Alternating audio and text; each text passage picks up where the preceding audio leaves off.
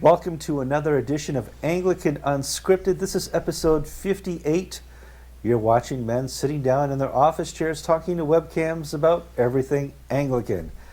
Yeah, it's pretty exciting, huh, George? I'm Kevin Carlson. And I'm George Conger. And today's December 1st, 2012. Oh, I'm checking my calendar here. December 1st is the opening of tourist season. Apparently rabbit season is over, and it's tourist season now in Florida, George. Next 6 months, the water's warm, the drinks are half priced, and the churches are packed, so come on down and join us.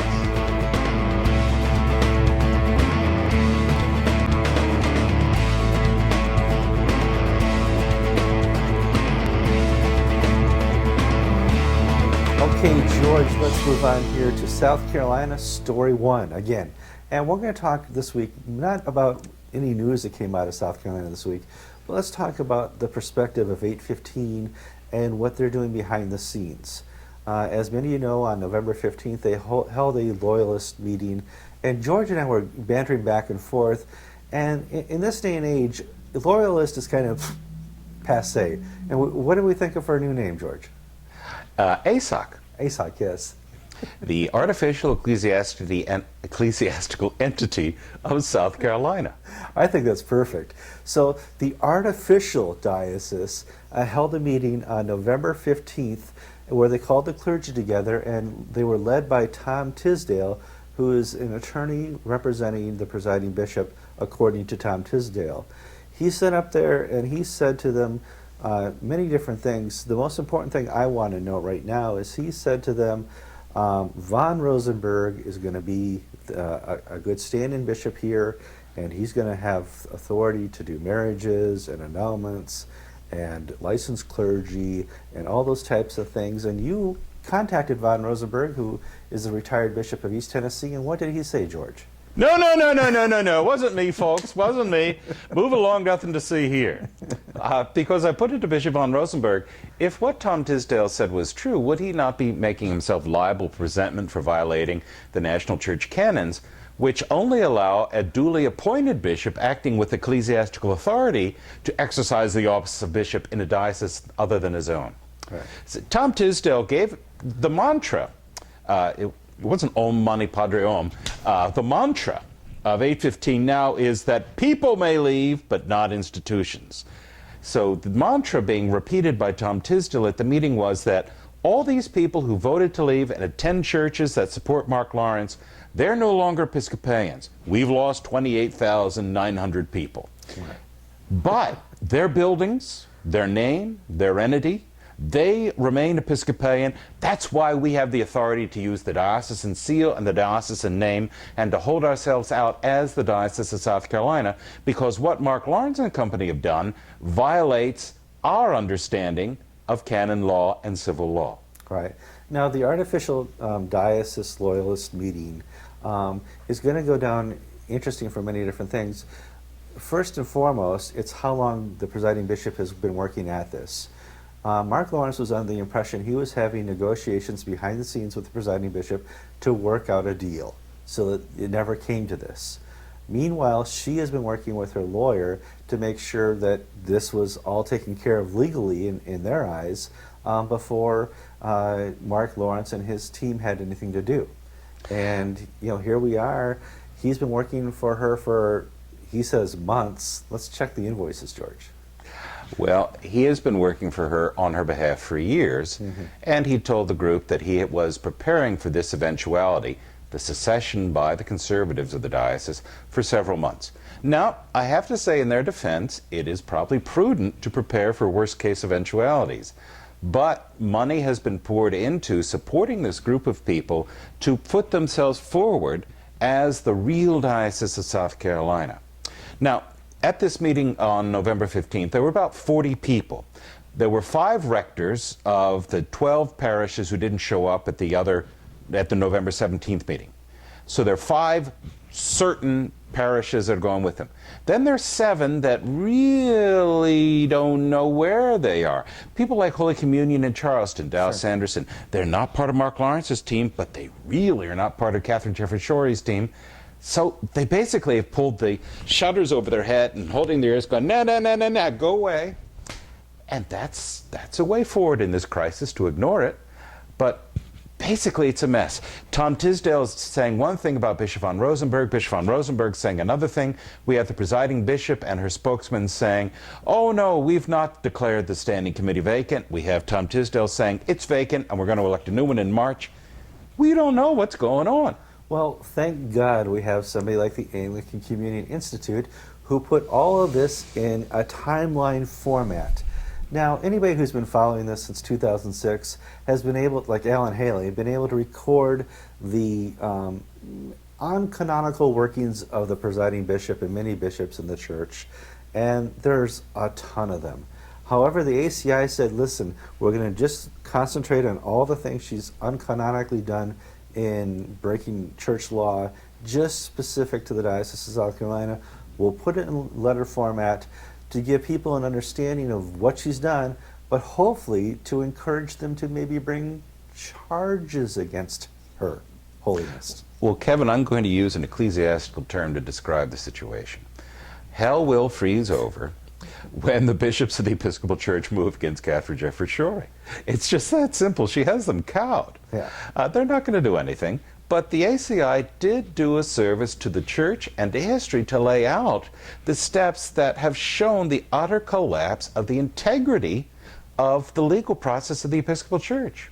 You can depose people like old Bishop Cox for performing a confirmation on behalf of the Archbishop of Uganda in a church in suburban Kansas City and kick him out of the Episcopal Church, whereas Catherine Jefferts Schori can commit dozens of black letter violations of canon law and abusing authority from Nevada to South Carolina, I mean, to go on and on and on.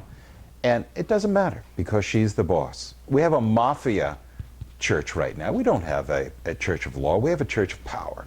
Okay, so the ACI gives what suggestions to bring her up on charges, George? Well, the ACI was sort of cagey. They sort of said, their letter was very detailed, but it said, we are not actually suggesting that we are going to put her on charges, but should someone wish to do so, boom, boom, boom, boom, boom. Basically, Alan Haley has detailed this in great, over the course of years. Alan Haley has detailed the different canonical violations that she's committed. But it basically comes down to abuse of office and violating the canons and the Constitution of the Episcopal Church. She is not an archbishop, yet she acts as if she is. Hi, we're third day. We're taking a break from the studio to build a box online with Operation Christmas Child. Oh, look, there's an Etch-a-Sketch. You got to put that in there. Okay, yeah, good. You know, Christmas is such a busy time, and with us traveling or in the studio, sometimes it's hard to get to the store yourself to pack a shoebox. You can go to SamaritansPurse.org and build a box online. It's really easy. You can just pick out the items online, and Operation Christmas Child will pack the box and send it to a child overseas. It brings me joy knowing that I can bring joy into the life of a child in a part of the world that I may never go, to a child I may never meet. We've been blessed with so much, and I think it's our responsibility to not just keep those blessings to ourselves, but to share the message of love and of grace and mercy that God has given us all. These boxes built online go to some of the darkest places on earth where people need to hear the gospel. So go to SamaritansPurse.org and build a box.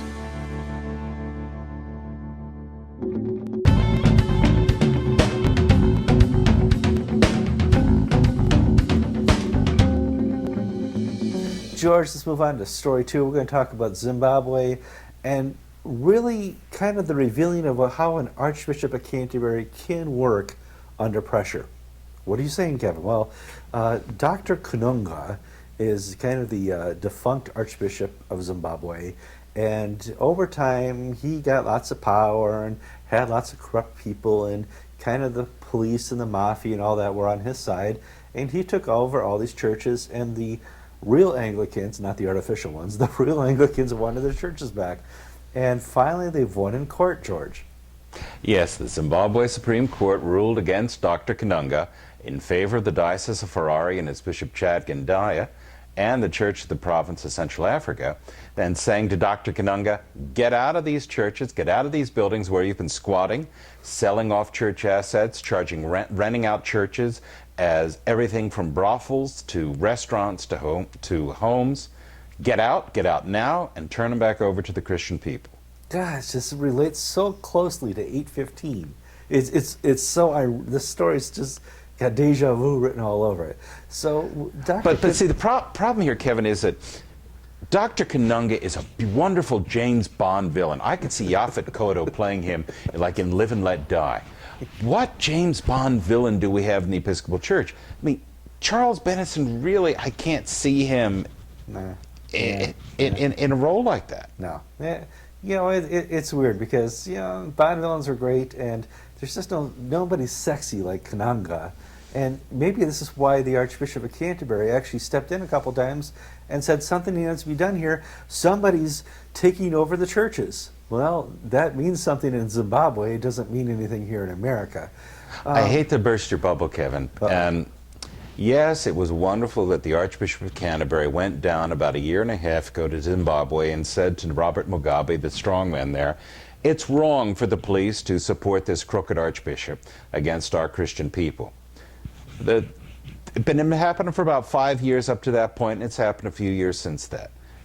Now, it had nothing to do with Rowan Williams going down to Zimbabwe that he lost in the Supreme Court. The reality is that elections are coming, and Dr. Kanunga has become an embarrassment to the Zimbabwe government and the Zimbabwe police, and nasty, dirty old political considerations came into play, and it was better to get rid of this guy and sort of play up we're clean government than it was to allow him to continue his dastardly rule. Well, so as much as I admire the Archbishop of Canterbury, I don't think you can put this on his... Well, no, I'm not putting the results on him, but to actually see, and I've only been an Anglican for maybe just over a dozen years. So results-orientated Archbishop of Canterbury's I know nothing about. However, actually seeing him do something and actually say something is pretty remarkable in my book. Now, of course, he had nothing to do with it, but he actually did something. Well, you have to put this in context. Remember at the primates meeting we went to in Alexandria, sure. One of the items on the communique was the primates asked Rowan Williams, as a matter of urgency, to appoint a special plenipotentiary representative from the communion to go to Zimbabwe to stand in solidarity with Dr. Gendaya. Never happened. Instead, about 3-4 years later, Rowan Williams went down on a 4-day trip, met people, smiled, and said, there, don't do this, this is bad. Now, what's the context here that Rowan Williams didn't do something? Well, what the primates were thinking about is what the Anglican Communion did in the apartheid era in South Africa. Mm-hmm. They sent a retired British bishop down to South Africa to stand with Desmond Tutu while the police were arresting people and beating people, and be a witness on the ground against cruelty and intimidation. The Anglican Communion fell down and did nothing in Zimbabwe that wasn't safe, and I'm comparing it to what they did during the apartheid era. See, and you have a longer perspective. I go a dozen years, you probably go 20, so you know what results-oriented archbishops of Canterbury are like. I sadly have to hope for the next archbishop.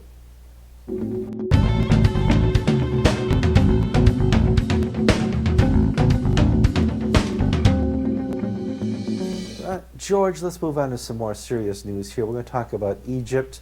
You and I got to celebrate the Arab Spring on camera. It was part of what happened when the Anglican Unscripted was starting to build in popularity. Right before the Arab Spring, I had an interview with Bishop Munir Nees at Mere Anglicanism.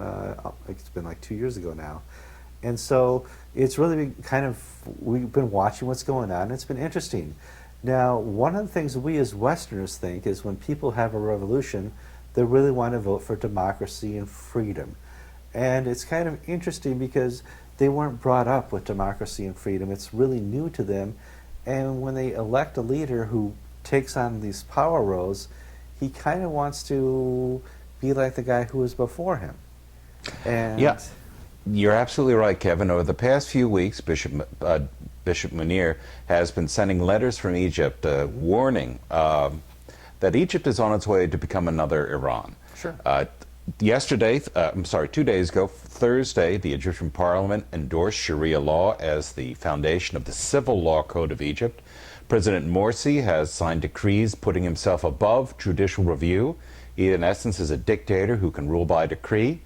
And the Coptic Pope, Theodore II, or Tawadros, if you want his Arabic name, Theodore, has saying, look, Arab Spring was meant to bring freedom and democracy for the people of Egypt, and instead we're seeing the imposition of medieval tyranny of Islamic law upon non-Muslims in Egypt.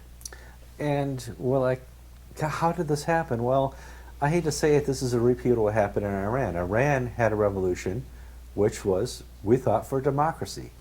And it didn't happen. They went through the Shah, it was bad. And that's what's happening more and more in the Middle East is we put our Western eyes and say, they want what we want. Well, they do, but they don't know how to imitate, and that's the word I was looking for before, George, imitate what we do here. They don't imitate what they've seen in their own culture. And when Morsi says, I know what the guy before me did, it worked great. He had a mustache, I have a beard, that's the only difference. It's a new day and a new age. And well, Pope Theodore said this week that he did not mind the Egyptian constitution having Article 2 saying Sharia law will be the basis of Egyptian constitution. What he objected to was Article 221, which said that, and it shall be interpreted Sharia law according to these dictates set down by Al-Azhar University and applied to all Egyptians. So the theoretical idea, which has been around since the 71 Constitution, that Sharia law has a role in Egypt, that's not a problem. The problem is the failure of the Egyptian system to understand that democracy is not majority rule and the loser is out of luck. See, Egypt is being run by, just like General Synod of the Church of England. No provision for people who don't agree with the majority. And in Egypt, you have the case of Islamic law, and that's bad news for the Coptics. And in General Synod of the Church of England, you have that same mindset that unless you agree with women's orders, out you go.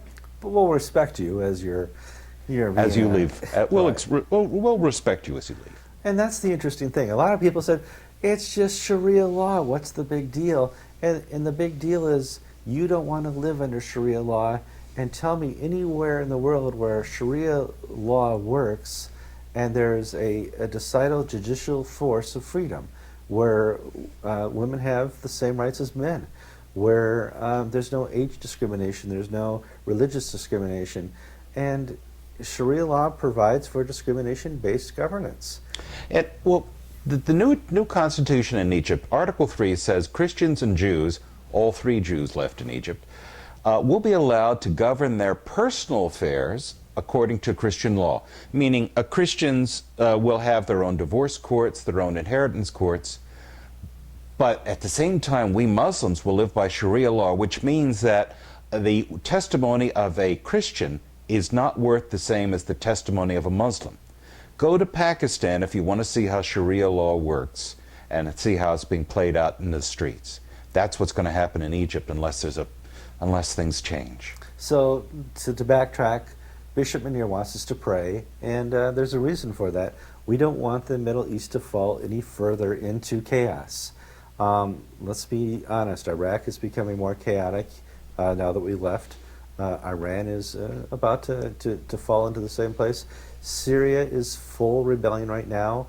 The airport in Damascus, whatever, you know what I'm talking about. Well, by the time you see this episode, will likely fall to rebel fighters. And, it's... Civil war in Yemen, unrest in Tunisia, civil unrest in Algeria.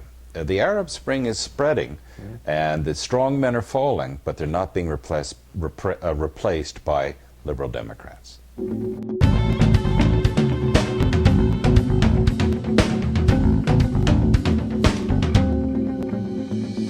George, let's move on to the last story of the day, and we need to do a little background here, George.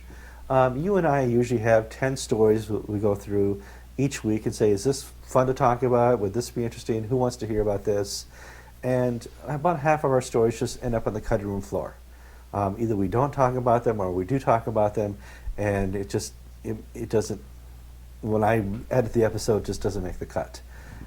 This story we're going to talk about hasn't made the cut for 3 weeks. However, this is a slow news story week, so we're going to celebrate the Upper North people of Canada and talk about the Anglican Church in Canada. And, you know, it's hard to use the words breaking news in Canada, George. It doesn't sell papers. But the news in Canada for the Anglican Church of Canada has not been very good of late. Yeah. You've had a number of dioceses, recent diocesan convention, I'm thinking of Edmonton and Rupert's Land, go forward with introducing gay marriage. I think now maybe between a quarter and a third of the Canadian dioceses have introduced gay marriage.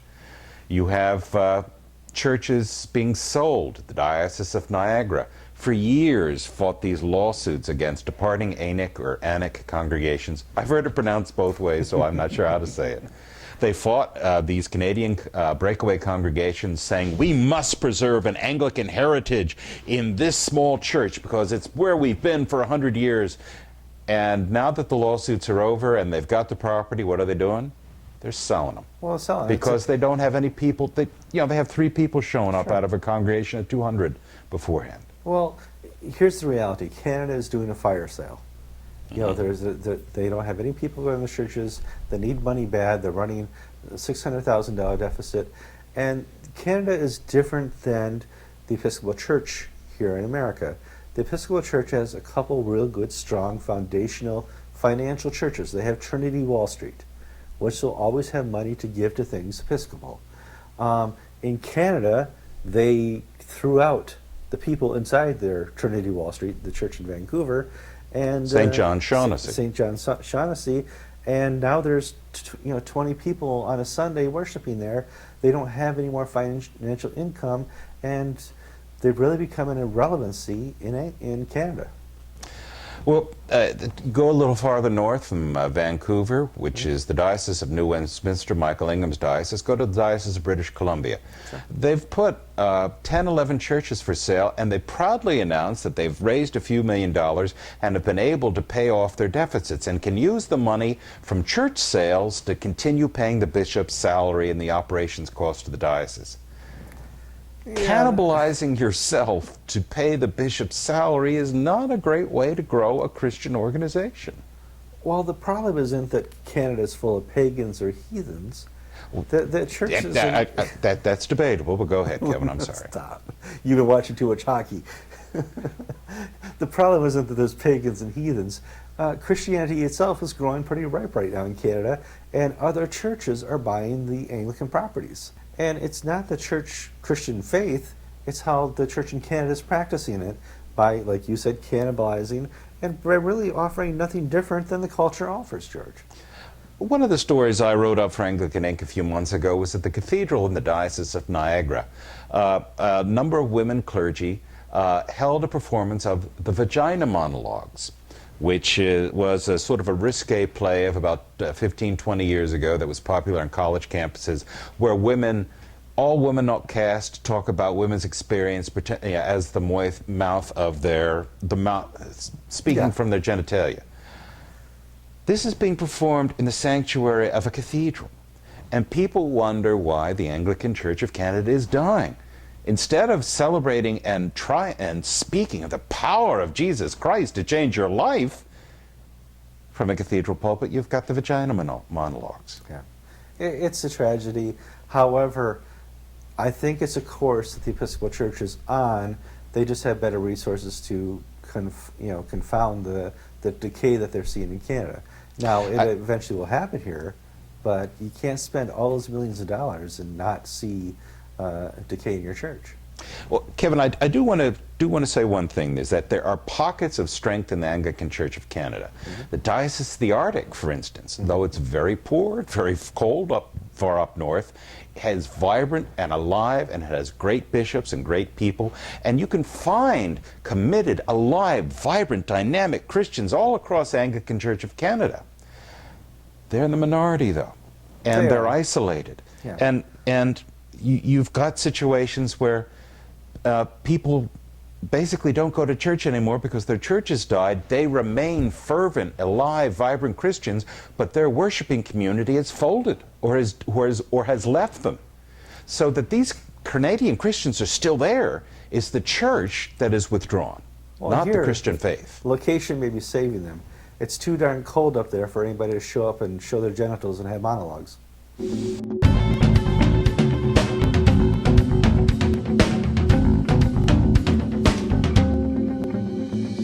George, this is the end of episode 58. I can't believe we've done 58 of these, but hey, two men talking to a webcam, how hard could it be? Let's talk a little bit about a couple things. Talk about Willie. We tried to raise a car for Willie.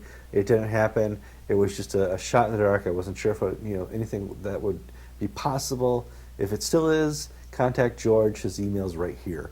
I feel badly for Willie. Ever since Governor Dukakis pardoned him in '88 to go out on parole, Willie Horton's just had a bad break, and now Anglican Unscripted, Anglican TV can't even help him. It's just embarrassing. It's different, Willie. You know it. Okay, let's talk about something we're going to do different here with Anglican TV, Anglican Unscripted, and Anglican Inc. This month, December 1st, we're going to launch our first pledge drive. Oh, I'm as excited as you, but George and I don't know how to do Peter, Paul, and Mary, are we going to get them on the show next week? Or maybe Deepak Chopra for the pledge drive? We'll sit there, we'll do the Jerry Lewis thing, answer the phones, and I don't know. You and I don't know how to do pledge drives. I know how to do technology, video. The stuff I know how to do, I'm the best at. The stuff George knows how to do, he's the best at. Well, nobody knows the stuff I know. Nobody cares. But what about my life? I couldn't raise a penny to save my life. So we're going to start a pledge drive because it's time for Anglican TV to actually have a budget and not just beg for plane tickets when we want to go somewhere. So if you get an email or if you see us on Anglican Unscripted asking for money, we're actually asking not for donations but for pledges for the year, for your church, individuals, however you want to do this. But we'll work it out. If you know how to do a pledge drive, please contact us. If you want to be a volunteer fundraiser for a month, that would be wonderful. We need money. We don't know how to raise money. You got the money. On to Anglican Inc. Now, Anglican Inc. is kind of the sister site to Anglican Unscripted. Both are ministries of Anglican TV Ministries. And George and I have different gifts. My gift is video. I fly around the world videotaping Anglican events. George's gift is to put those events into words. And either he's watching the videos or he's attending events or he's getting news stories from wherever, and he's able to put them into almost magazine format on Anglican Inc. And I gotta say, George, the numbers for that site are going up and up every week. We had a couple stories this last week where 4,200 readers, and that's not bad in the Anglican world, George. Yeah, we started off, we've had Anglican Inc. for a while, and we would put occasional original news stories up there. But at this past few weeks, we've changed speed. We've been putting stories up, trying to do it every morning and every evening, breaking items as they occur, and all this is original content, plus important statements and press releases from the wider church. And see, the thing about Anglican Inc. that is different, it's not a blog. It's a news site where you have original news content. We don't cut and paste what other people are writing and put it on our site. We actually do the work of real reporting and try to be balanced and fair with the knowledge that we come at this from a particular perspective. And it's paid off. We've had a tenfold jump in readership in the past month. Yeah, it's great. Maybe one day we'll be to get some advertising money out of it for Anglican TV Ministries, but it's neat to see you guys commenting on the comments, reading the stories. Google has a new feature we can watch live how many people are logging on the site, and for a geek like me, that's really kind of cool. Now, the funny story I got to read this week was Justin Welby in his policeman's hat. Yeah, I've written about 4,500 news stories, and I wrote my first opinion piece ever this week. And the story was essentially, I had this wonderful photo of Justin Welby looking like an absolute idiot. He was wearing his bishop's outfit. He had a chasuble on. He had his Episcopal staff, and he had a policeman's helmet on his head, and he had swapped hats with a policeman who was wearing a bishop's mitre. And I wrote a story about Bishop Welby. I really hope, Bishop, you're not going to go down the road that Rowan Williams did and make mistakes with hats. And we all remember Rowan Williams with the little druid outfit. Hat, yeah. Mike But the point of the Dukakis, John Mike Dukakis and a Kerry. cane. And, remember John Kerry's magical hat in the briefcase. But though the fun was with the word hat and hats in church history, the point that I was trying to raise was that Justin Welby has an opportunity to change how he communicates with the wider Anglican communion. Ron Williams did a dreadful job. And Oh, it's okay. UPS has just left a box. That's good. Hey, congratulations. Our first donation! Well, that's amazing. We got the best viewers ever, okay? We get recorded show donations. So in closing, we still want you to comment. We've in our closings forgot to ask for comments last couple of times. So send your comments to AnglicanUnscripted@gmail.com. George and I love to read them. We sometimes reply to them. We get a lot of comments we just don't have time to reply to. We make a lot of mistakes. Those are the type of comments we know we make mistakes. I know that I have dyslexia. I know I mispronounce words. George knows that his dog is scratching himself under the camera there. We know all that. Tell us stuff we don't know. I'm Kevin Carlson. And I'm George Conger. And you've been watching episode 58 of Anglican Unscripted.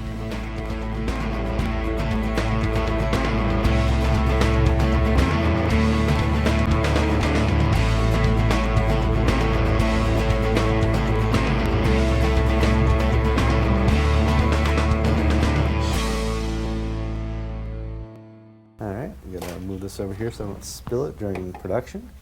Our first story is going to be South Carolina. Is this episode 58 or 57? You're not going to believe it, but we've hit 58. 58. Yeah.